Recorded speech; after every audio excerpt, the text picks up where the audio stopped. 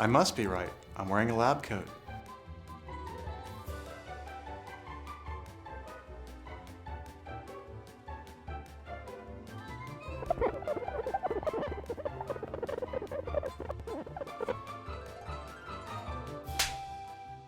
Out of a cone speaker, the sound spreads in 2 dimensions. It spreads vertically and horizontally. So if the distance doubles, since it's doubled in both dimensions, you have 4 times the area that the sound is covering. With the electrostatic element, it only spreads in 1 dimension horizontally. Vertically, it's controlled, so it's only double the area that the sound is spread over as you double the distance, which is a 3 dB loss instead of 4 times the area, which is a 6 dB loss.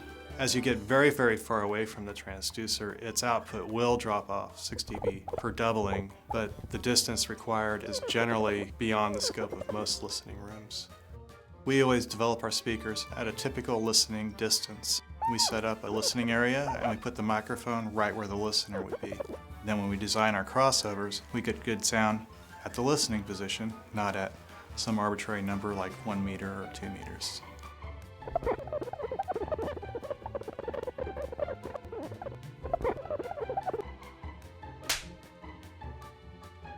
We believe speakers have a much greater impact on sound quality than a receiver does. There's just more variations in the frequency response of the speaker, how it interacts with the room. There's a lot of stuff going on there. I think the biggest thing about receivers is they have a user interface, they decode all your sound, they may process your video, they're doing a lot for you. So if you're looking at how much money to put into different parts of your systems, you shouldn't skimp on either. This gets into the weakest link theory. If you have a poor quality receiver, your speakers aren't going to perform as needed. Conversely, if you have terrible speakers and an awesome receiver, it's just not going to sound any good. You want to spend the appropriate amount on each one so that they're both at similar performance levels to give you an overall balanced system. When we look at the percentage importance to sonic quality of your speakers versus the receiver, there's one element that we're kind of leaving out, and that's the room. Room acoustics can play a pretty big role in your overall acoustic environment. We think that speakers are 60% of your sound quality, whereas the room plays at least 30% of the sound quality, and the receiver would be about 10.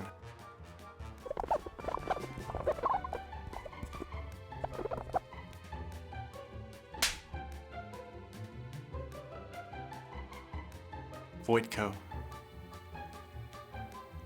The easy way to remember it is to put a Y where the J is, so it's V-O-Y-T-K-O, so it's Vojtko. I've heard people call me vojtko, vojtko, but most people call me Joe. That works much better.